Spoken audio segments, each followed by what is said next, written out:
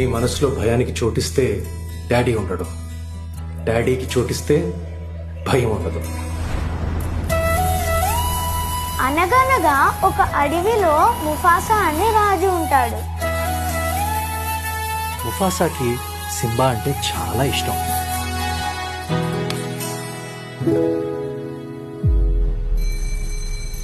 I want every student studying in our school to get 100% in every subject. ఈసారి ఎలా అయినా top marks రావాలి sir. Top marks వస్తాయమ్మా, కానీ మీ అందరి టాప్ లో సబ్జెక్ట్ కరెక్ట్ గా ఎక్కాలి కదా.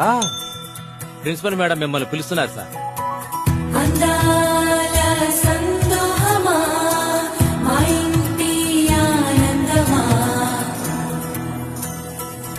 Ma'am, this is an international school. మీ సొంత కొడుకు కూడా 5 subjects లో ఫెయిల్ అయ్యాడు. రామ్, ఎగ్జామ్ లో ఎందుకేం రాయలేదు? నువ్వు స్కూల్లో ఉన్నట్టు ఇంట్లో కూడా ఉంటే ఎలా? Oh really? మరి నీ ప్రేమ పాస్ చేసిందా?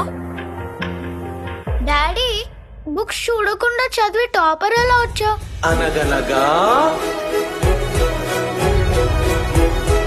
ఎడ్యుకేషన్ వేరు, ఎంటర్టైన్మెంట్ వేరు. దేన్నో తీసుకొచ్చి సింహాసనం మీద కూర్చోబెట్టి అదేదో చేసింది కదా. నాకు సరిగ్గా గుర్తులేదు, మీ ఆయన చెప్పుకుంటాడు. What's happening yes? Are you out of your mind? ఇప్పుడు ఆలోచించాల్సింది రామ్ గురించి. నీలా బట్టలు వేయడం స్టార్ట్ చేశాడు, నీలా బుక్స్ చదవడం స్టార్ట్ చేశాడు, అండ్ పెద్దయ్యాక నీలానే he will end up nothing.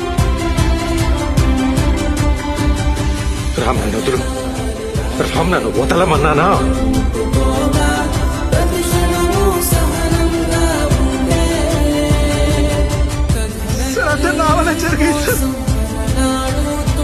అదెంత పెద్ద క్రైమో తెలుసా? తల్లి జన్మనించినప్పుడు కేవలం ఒక ప్రాణం పుడుతుంది. ఎప్పుడైతే బ్రతుకు మనకు కష్టాల్ని ఇస్తుందో అప్పుడు ఒక జీవితం పుడుతుంది. ఎందుకు రామ్ నేనంటే నీకు అంత ఇష్టం? ఎందుకంటే నువ్వు నాన్నవి కదా.